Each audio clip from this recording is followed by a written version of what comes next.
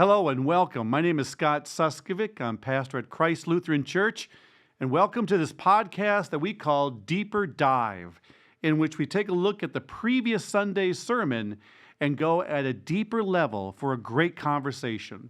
We're glad you're here.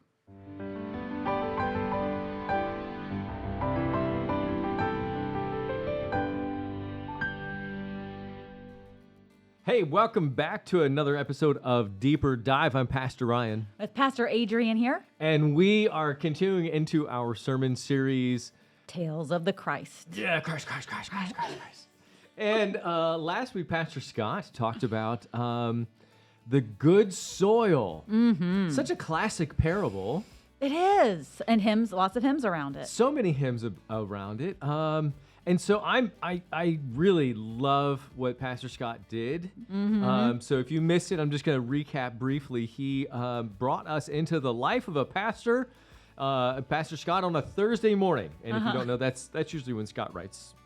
Usually when he writes his sermons.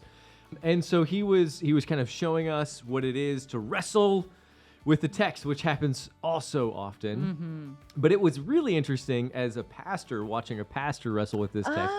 This isn't the text I would have wrestled with. Right? Parables are so well known.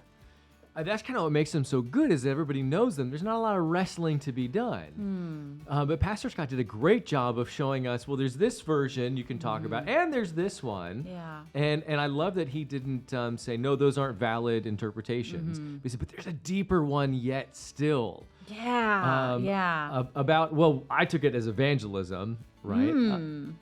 But anyway, did you have any takeaways? Did you have any thoughts when you were thinking, hey, we're doing this sermon series on the Good Shepherd, on the good soil? Yeah. Did you think, Risman, this is such slow-pitch softball. Why are we even bothering? No, I love it. When we talked about the sermon series and parables, I love what Pastor Scott did. I love the desk, the computer, the thinking through it, because I think what's challenging about parables is that they are so familiar. It is hard to get something fresh. So to me, they're not easy. Oh, yeah. To me, it's like they're stories you grew up with that the shock value is gone from when the first hearers heard it. Yeah. And especially if you grow up hearing these things, it's harder. You have to work, I think, in reasoning out some of those nuances and differences. And how do you get the shock value back in a story someone already knows?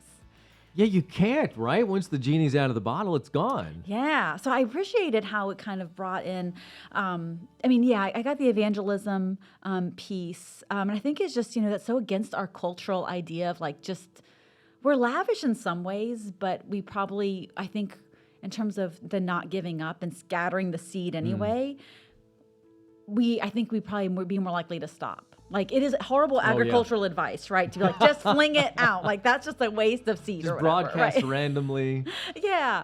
But, it's amazing when you think about all maybe the people in your life who have always talked about Jesus, who've always talked about the kingdom, and maybe sometimes you were annoyed by it, but then later you're like, oh, I actually really appreciated being in that water of people talking about Jesus all the time. Oh, that's the truth, isn't it? Yeah. Yeah, because we do get influenced by the people around us. And those influences don't just happen overnight. Yeah. Yeah, you have to be in the water with them and kind of soak in it and let it soak into you. Yeah. So I think it was Tales of the Christ. You and Pastor Scott came up with that one this time. That's a cool, I didn't know I didn't know you're talking about the name of that. Yeah. So, okay, yeah. So the sermon series was one that I came up with, but I thought you didn't come up with No, I didn't.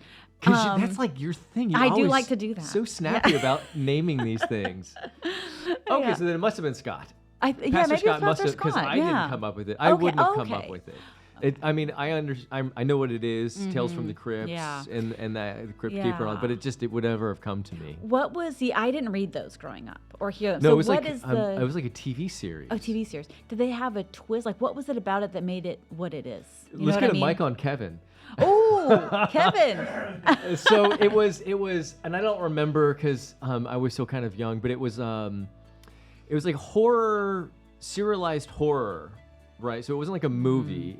It was like a, I don't want to say a sitcom, but it wasn't as scary. They were just creepy tales of just different creepy stories. Think of what was it, The Twilight Zone, and just kind of modernized. Okay. But maybe not as well written.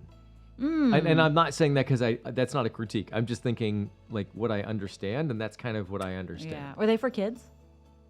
You know, I don't No, think that they were getting a geared no. for kids, but there was a couple things here. The first is that the host was this weird kind of funny puppet. And you know, he was supposed to be creepy and scary, but also he's a puppet. Okay. Yeah. That helps. And then I don't think that it was meant for kids. I think it was on late, but of course, kids watch things they're not supposed to watch, and the time you tell them not to watch it, that's the thing they're going to watch the That's most. what they watch. Yeah. So yeah, that's fair. I didn't watch it, but that was just because we didn't have HBO. Yeah.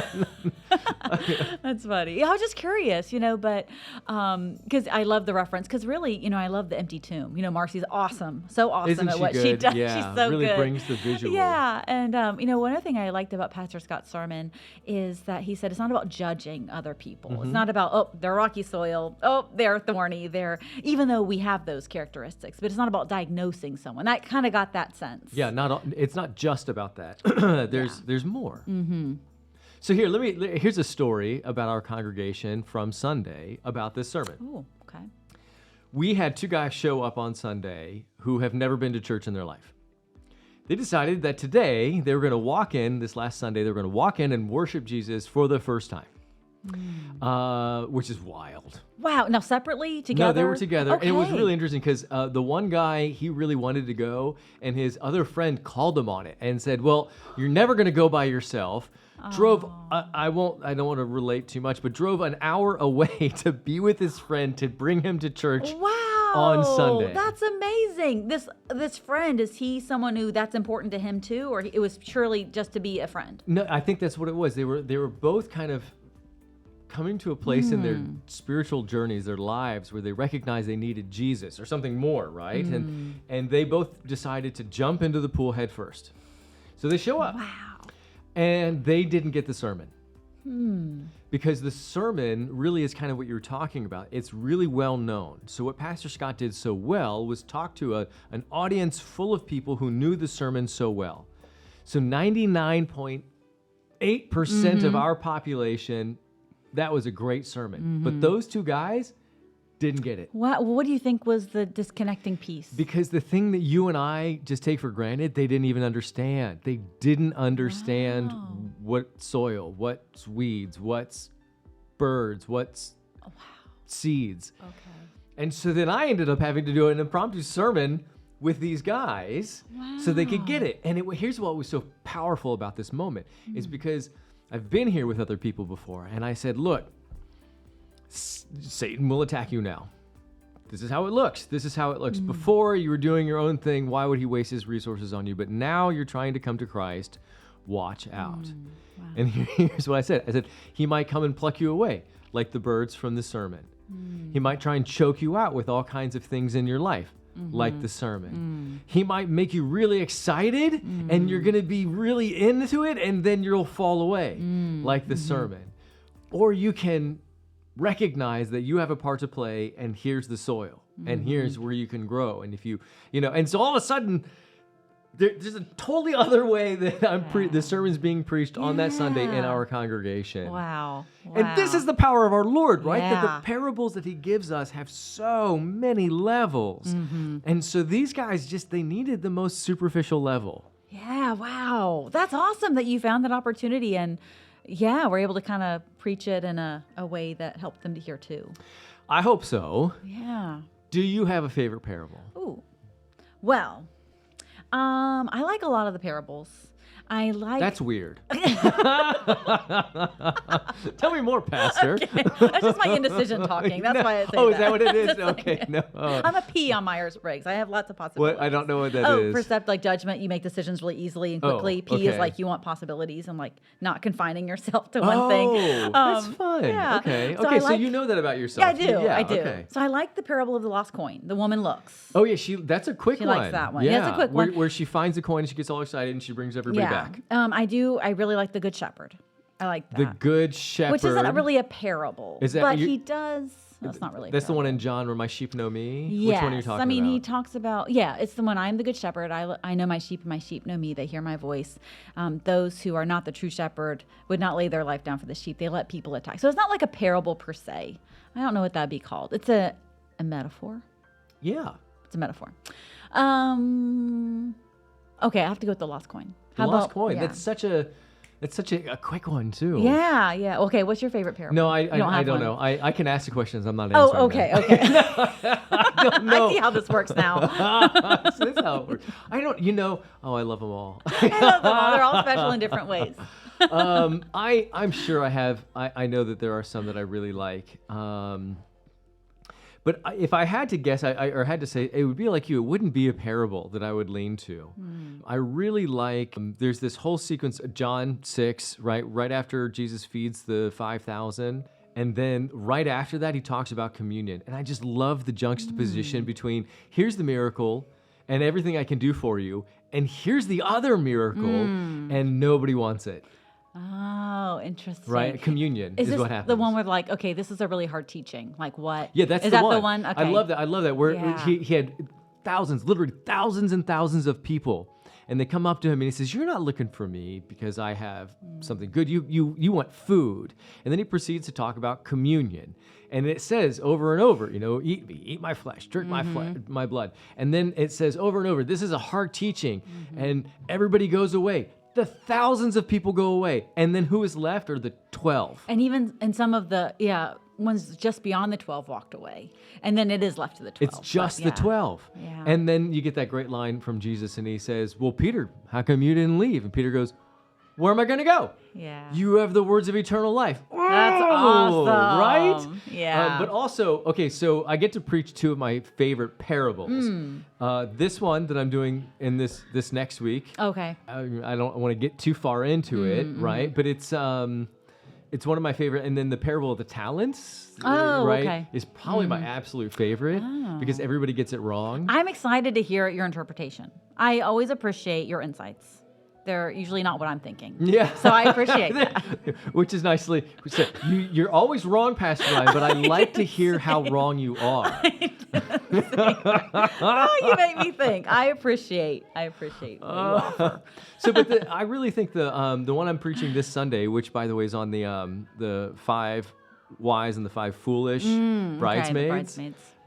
That's one of my favorites. Okay, so you got lots of favorites.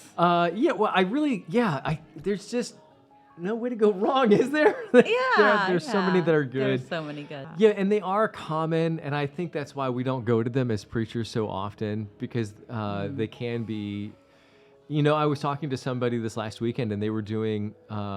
We were talking about the parables, and he said, "Yeah, our book study just did a whole book on the parables." Okay, yeah, actually, that makes a lot of sense. It's something you would do with your Bible study. Okay, so then maybe we don't want to preach those all of the time. Yeah. Which I feel like, and maybe if you're new, I'm gonna use a term you don't know. It's called the Common Lectionary.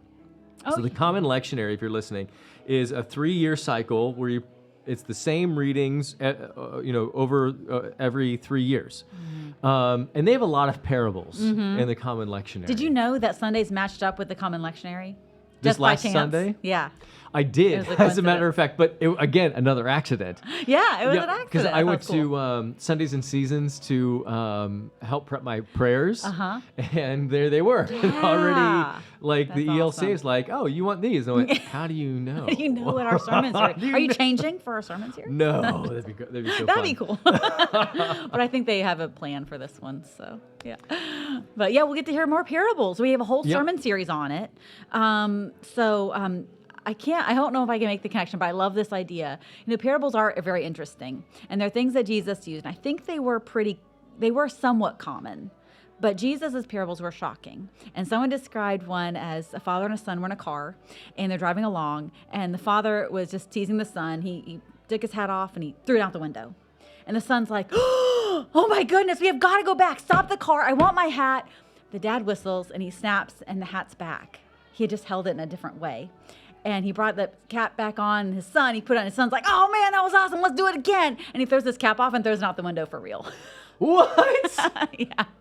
Because you like misapplied the parable. Like he didn't know what was really happening in the story. Yeah. And so we want to make sure we're careful with parables and we can really preach them and understand them in a cool way. Oh yeah. Oh yeah. In fact, that's so perfect, right? Because you have to know the context. You have to Yeah. understand how people would have perceived and understood. Yeah.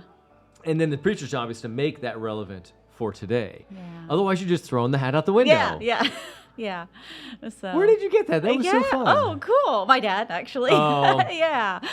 So, but I love that. I thought it was fun. But so I'm excited about our sermon series. I think it'll be awesome to kind of keep exploring all the parables. So we'll have the next one, the Bridesmaids, coming up this Sunday. The foolish and wise bridesmaids this Yep. Sunday. Yeah. Trim your wicks. Yeah. We'll see you next time. See you next week.